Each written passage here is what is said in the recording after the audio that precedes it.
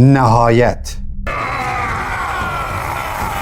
Bu film çıxdı. Qorxunu necə hiss edəcəyini tam dəyişəcək. Папа рассказывал сказки.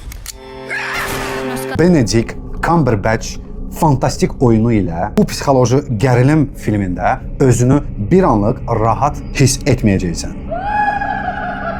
Martin dostum qorxudan gecəni yatmayıb. Film keçmişin və daxili qorxuların içində boğulmuş bir insanın hekayəsindən danışır. İlk saniyədən film normal görünsə də beynini tamamilə alt-üst edəcək.